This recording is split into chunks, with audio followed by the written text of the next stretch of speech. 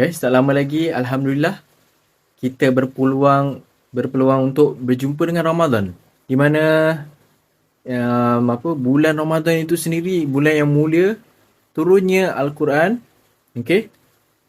Dan kita masih lagi diberikan nafas dan kedegat untuk kita berjumpa dengan bulan Ramadan.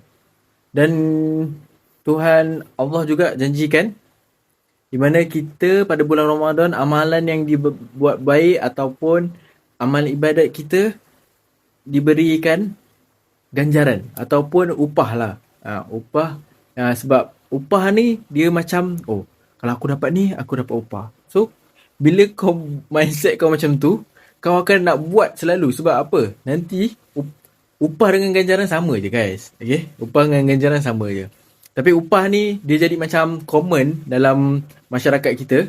So kita macam nak buat lagi. Sebab dapat upah. Okay? So time ni kau kejar, kau pulun. Sebab apa? Bulan Ramadan ni bukan datang selalu. Hanya setahun sekali.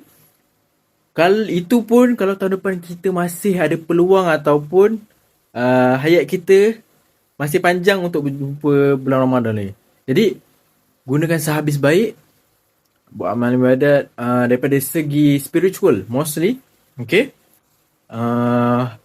Banyakkan berzikir, banyakkan solat sunat dia awal pagi, macam solat tahajud, solat taubat, solat hajat. Okay. Apa lagi, qiyamul lail. Ada peluang buat qiyamul lail. Okay. Semoga kita dapat keberkatan dan menjadi mukmin yang takwa. Okay. Jadi jangan salahkan Tuhan sebab Engkau yang pilih hidup kau.